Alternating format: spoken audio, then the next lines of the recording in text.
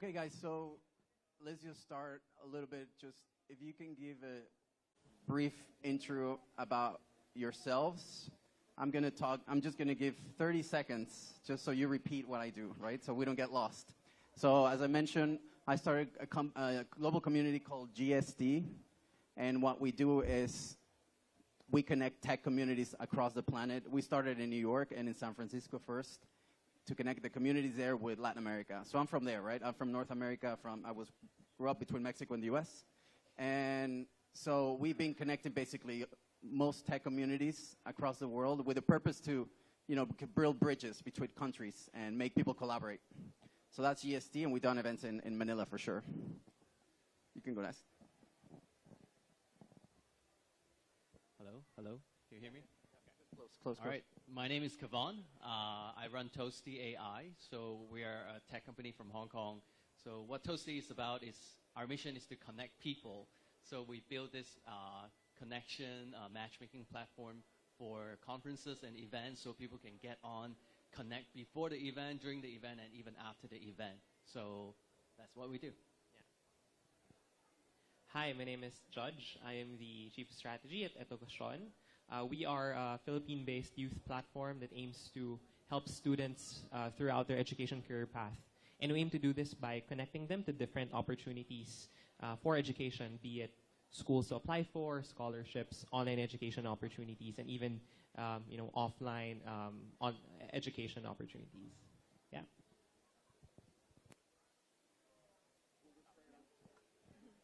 Hi everyone, I'm Gina and I'm the CEO and co-founder of Connected Women. We're a global community of women freelancers, entrepreneurs and professionals, and we're also building a job matching app that helps companies from all over the world hire talented Filipino remote workers. Good morning all. My name is George Toasty Samuels. I'm the Chief Community Officer for Tribe Theory, which is a global chain of startup hostels. And I'm also the managing director for a management consultancy called FIA, where we actually specialize in communities and blockchain integration. And I'm Joshua Arvin. I'm the CTO of Complete Business Online, Insights, and Jepto, basically 3 Australian-owned startups. And after work hours, I also am one of the community leaders of AWS User Group Philippines, a tech community. And every month we also have the monthly tech leaders meetup, where I get to meet all the other leaders of the tech communities of the Philippines, like Python and other tech groups. So that's me. Okay, great. There's one microphone there, so we don't have to pass around. So let's just start with the basics, right? Can you guys define what is community for you? Like, from your experience throughout your career, what does it mean? Community. What does it mean for you building a community, and what are some of the key elements that you have learned about community? So let's just start from what's community for you guys, right? Who wants to jump in? Or I'll just want to jump in. Okay. Okay. So usually when we talk about community, it's about bringing the people with the same mission together to do things. So I do have 2 theories to share. Like, the first one is bring people together. So we run a lot of monthly community events just to bring startup people together. We run it in Hong Kong. And the key is how do we translate our business value into these community events. And our goal is to connect people. So what we do is we introduce like quick networking games. People come to community events for that mission, but they're also connecting with like-minded people. So we have this little game to actually bring them together. So I think that's important. But second theory is something that I think would be a very different perspective from the rest of the panelists is we are a tech company, we're very product oriented. So instead of using the community to drive marketing leads or sales, we actually use community for a different purpose, for product development. So a lot of people doing startup, you know that you need to build a product that people love, and they are able to cheer for your brand. They're able to tell people about your product. That's your community. That's your biggest fan. So we constantly engage with our community of event organizers and ask them, what's your biggest pain point running events like this? Look at my product. Can you give us some feedback? And I want honest feedback. I tell them, if you don't like our product, tell us that you don't like. So we use a community for product development perspective. So community is your alpha user testing base. Yeah, exactly. So you ask direct feedback from that community when you launch something. Well, we constantly engage with them. Like when we have a new feature, we ask them, hey, can you check it out? And we constantly chat with them and say, hey, you just finished an event like Tectonic. What's the biggest pain point? What's the part that you're frustrated? So not sales and not marketing at all. Yeah, just usability feedback and feature feedback kind of thing, right? Exactly. Cool. Any other takes apart from, okay, product and community? Any other takes on you guys? So I came from the opposite angle as Kevon, because so I've been running women's communities or involved in women's communities for over 14 years, and we're building a product now to solve a problem that our community has. So we were not product-centric at all, and now we're using tech and the platform that What's we're the building. problem your community has? So, well, it's a community of women, so there are so many challenges that need to be solved. But one of them is, actually, Connected Women started with the mission to help women entrepreneurs use technology better. So that was because my husband and I used to run an IT company, so everyone would tell me their tech problems, right? And so, and in the end, the momentum built so much that I couldn't do one-on-one consulting or helping, so I just started running events, partnering with tech companies. So we partnered with Google. We did like women entrepreneurs on the web, which was aligned with their mission to help women entrepreneurs use their products better. We partnered with Facebook. We partnered with others. So we were just bringing the knowledge to the community. But what we realized is, even when we help them, what they say the problem is they don't know how to use the tech. They need the training. They need the tools. So we provided that, but then they were still not adopting. So then we realized, well, actually, they need talent. Talent is the missing link for them. So it really evolved over time based on the solution that they thought they needed, and then our realization that actually that they didn't know what they wanted or what they needed. So finding talent within the community is one pain point you have found, like people within the community wanting to find other talent or other people with different skills and basically align those people together? It was kind of a long journey. So it started with what is your pain point in your life as a woman, as a businesswoman, as a professional? So often it's like work-life balance, right? That's what they're looking for. Like, I want to be able to do, all of the things that I need to do as a woman, as a family sort of leader and mom, but I also still want to keep my career. So it started more there, and then, so I was like, well, technology is the solution because you have the flexibility, you can work from anywhere, and that helped me personally. But then, if you don't know how to use the tech, then you can't solve your problem, right? Now you just have another problem. So then we help them with the tech. And then, so the idea is that they can either scale, if that's what they want to do, or they can sort of scale down and have more time. But it just so happened that we realized, so I solved my own problem by hiring a remote team from the Philippines. And so I didn't have to do that implementation anymore. So yeah, what they were really looking for was, can you help me find someone who can just do this for me? And that's how, it wasn't even supposed to be a tech platform. We were just like, yeah, here's some people. And then, so it's really the opposite of what you were saying. So what's your take on community, like from these guys? So for me, very simply, communities are tighter relationships, deeper bonds, as opposed to networks, which are usually the more scalable aspect of groups of people, where the relationships are loose and they can be more transactional. So for me, community is more around, tighter relationships, deeper bonds, and often you'll find that in smaller packets. And actually, this whole fascination with communities for me came from wolf packs. So back in 2008, some interesting things happened, and I've actually learned a lot about communities and productive communities from studying wolves. Yeah. So when you say titles, can you elaborate relationship and titles for what? Tighter. Okay, tighter. Yeah, tighter. Yeah, tighter.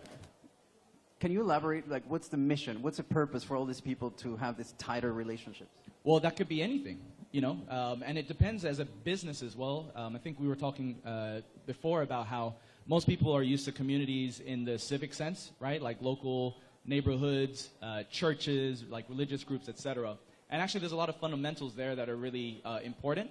But there you can see, right, the purpose for those communities, say religious, right, is higher, right? Like achieving something transcendent. And it can be similar for a business.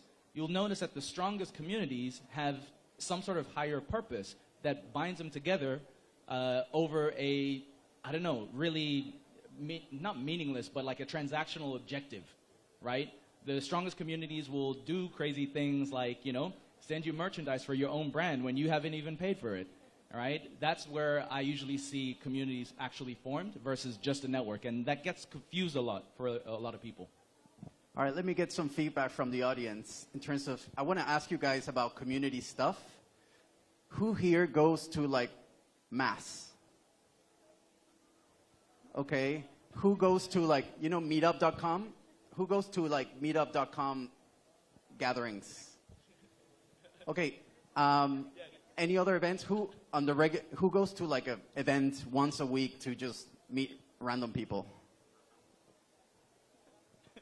So you guys just stay at home or just working? What do you guys are doing? Like you never meet people?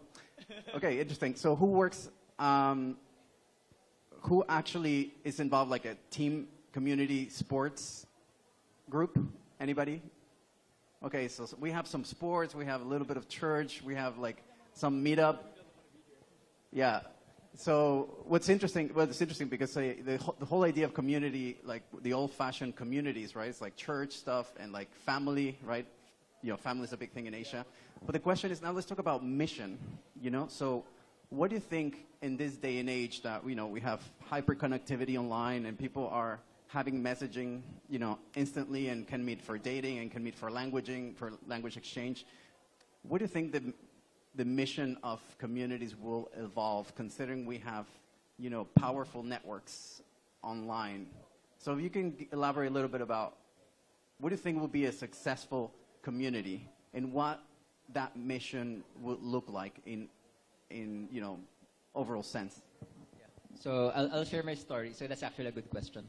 So initially, 4 years, 5 years ago, or 7 years ago or something, I just started speaking in like meetups, conferences, and then suddenly I ended up being part of the group that leads tech communities, basically the AWS User Group Philippines. 2 years after, suddenly, I can't remember, I think it's Haifa. Haifa invited us to join this group with all the tech leaders of the tech communities of the Philippines, so Python, AWS User Group, Ruby, etc. And then what we realized that after 1 to 2 years, we realized how important the mission and the vision is, because in the beginning, we were just like talking to each other, sharing our ideas, sharing our strategies, and what works for a meetup or a conference.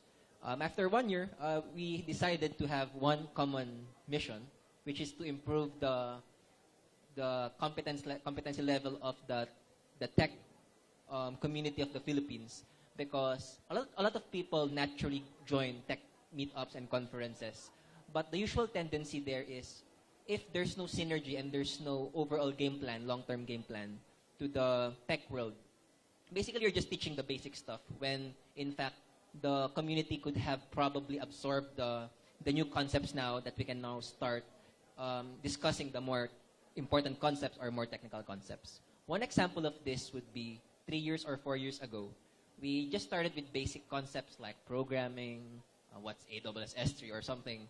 And then after 1 to 2 years, we discussed together and we realized actually what the country needs right now is a better discussion of version control, like Git, where a lot of tech communities are focusing on their own product without realizing that the thing that's bridging them is this certain technology.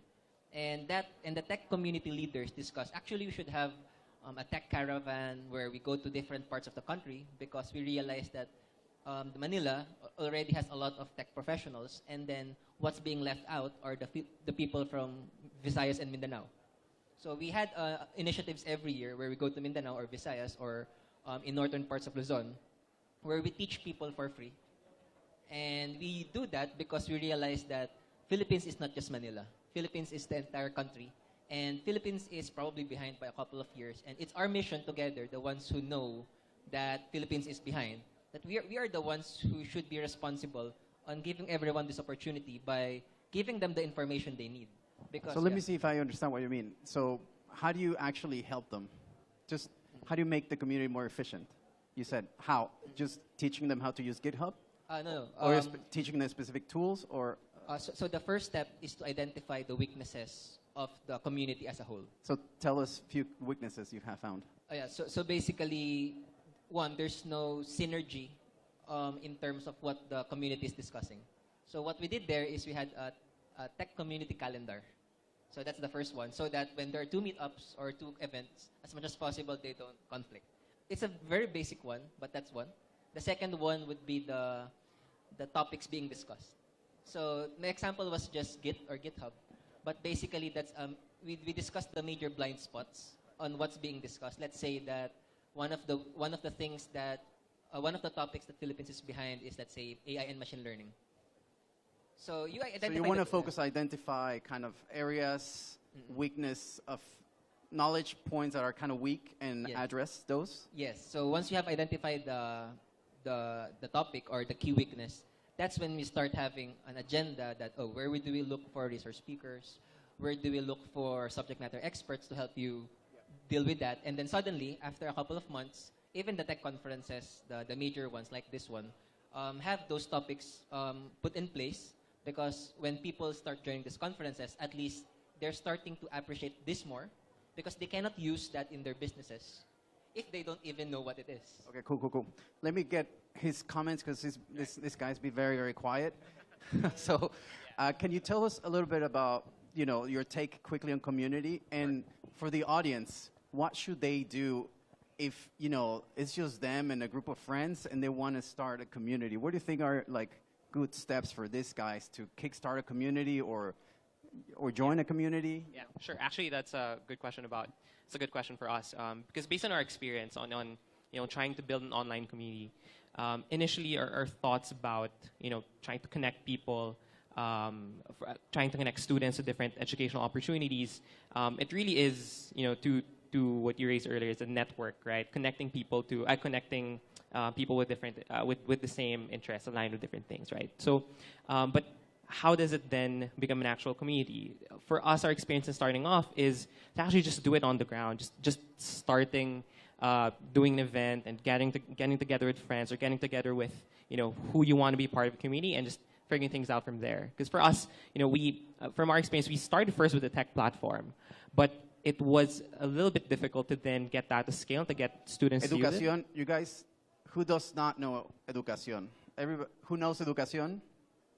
Okay, so Hi. just to make sure, Awesome. because you did not mention Edukasyon, Oh, so you're yes, talking about yeah. Edukasyon, right? Yes, awesome. Yeah, so when we started off, it was, of course, a regular website that we hoped that users, students, and schools would start using.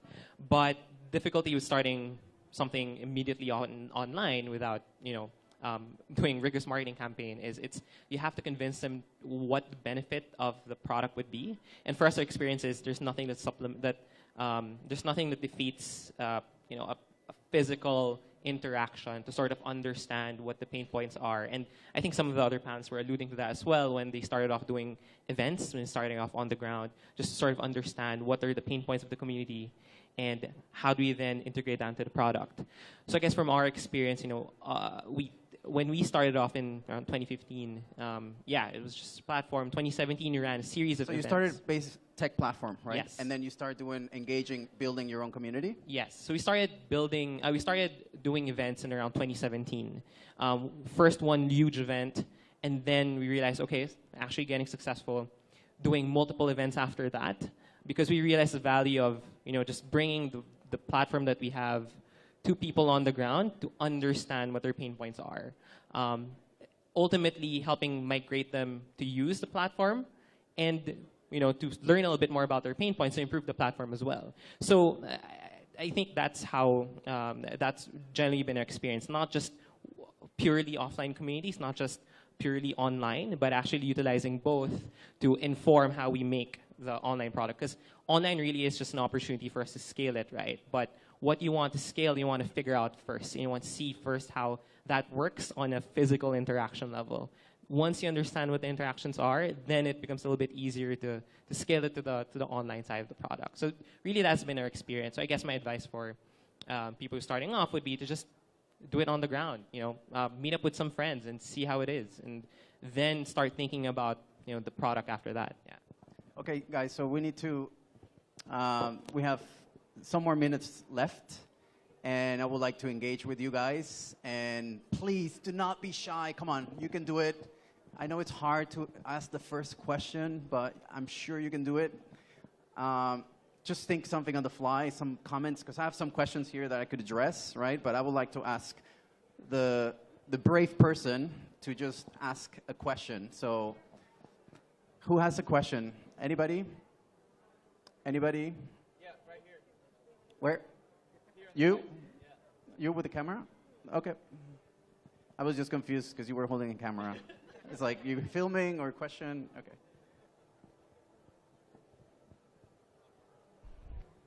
Hello. Okay, that works. Thank you. Hello. Hi, everyone. So this is an interesting topic, but I wanted to focus on the wolf that George was talking about earlier, and how does that integrate into the community that you're building? Because I know that tribe theory is within Southeast Asia, and it's really picking up in Bali, and it's soon to be here in the Philippines. So we're pretty excited about that as a startup community. So how would you like to expound on that briefly? Yeah, sure. So just to remind folks again, Tribe Theory is a global startup hostel. So we actually have a site launching in Manila within the next month. And I guess on the Wolfpack side, the reason why I joined Tribe Theory was because I saw all of these remote workers, who I call lone wolf types, right? And in our current day and age, in terms of remote work, a lot of people are like, great, I get to be my own boss, I get to work from wherever. But an interesting problem has arisen whereby these same remote workers who have gained their independence and freedom, they are missing interaction with other people.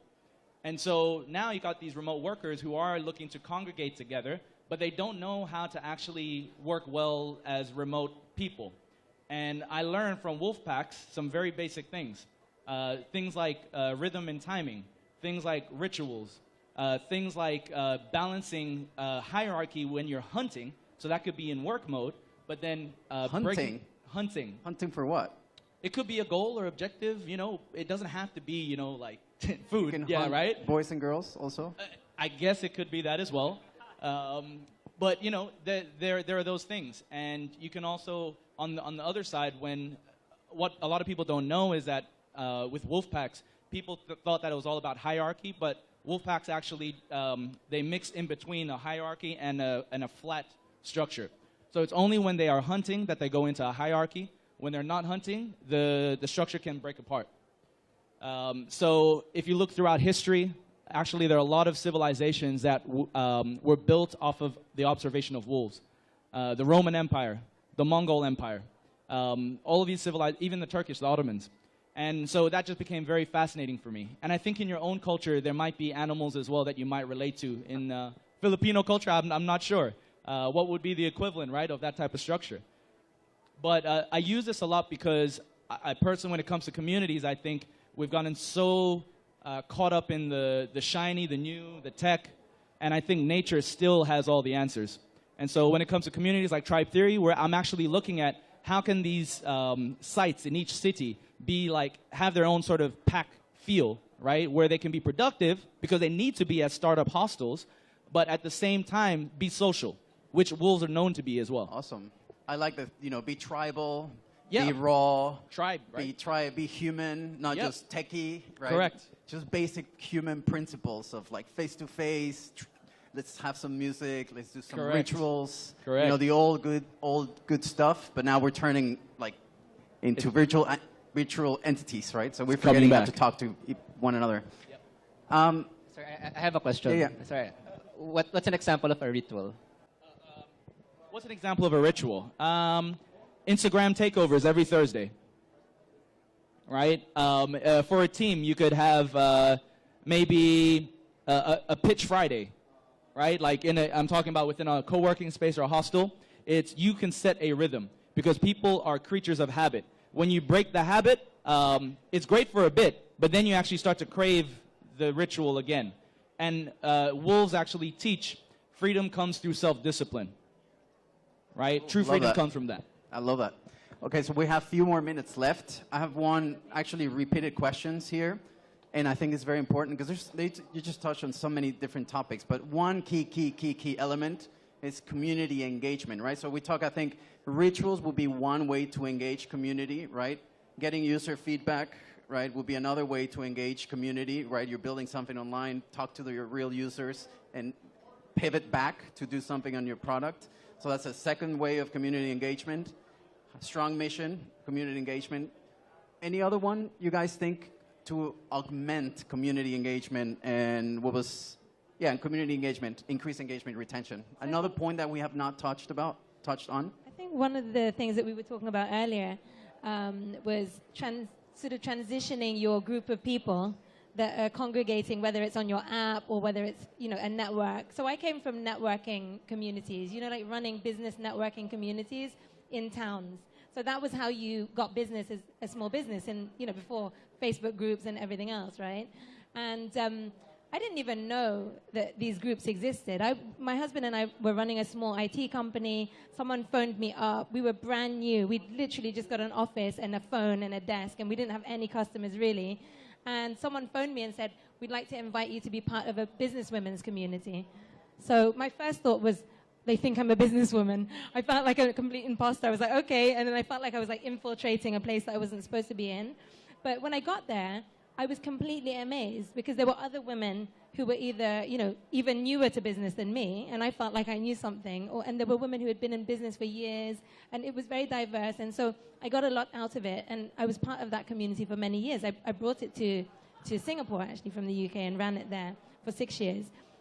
But we called it a network, and then after a while, we started calling it a community, and I think it transitioned because they started taking ownership of what was happening within that community. Like, they started to step up and tell us what they wanted and start to volunteer to lead things. So our community that we built here in Connected Women that we built here in Philippines we only started it offline in April 2018 because I really wanted to just keep it online. I didn't want to be out in the traffic, right? So I was like, let's just keep it all in Facebook groups. We already have the platform there. So the group was growing. Once it hit about 10,000 members, they were like, we want to meet offline. And I was like, no, that's never going to happen. You're not going to meet. It's all online. I've done the offline thing. It's hard, no. And are you crazy? In the Philippines, right?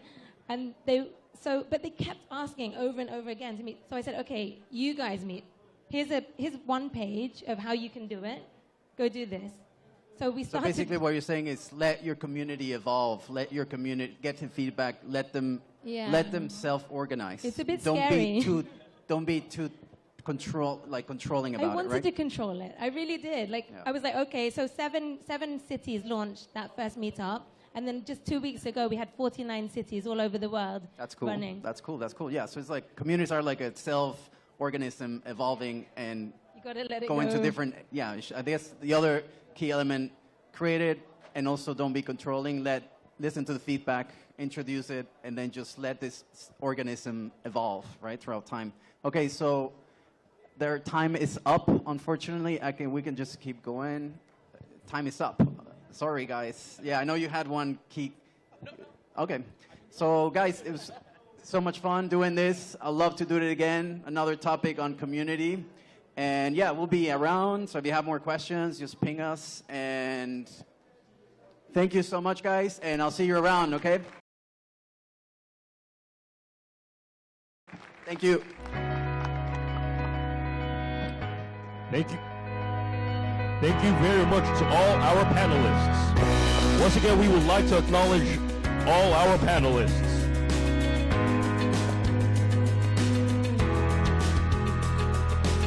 Chief Community Officer of Tribe Theory, Mr. George Samuels.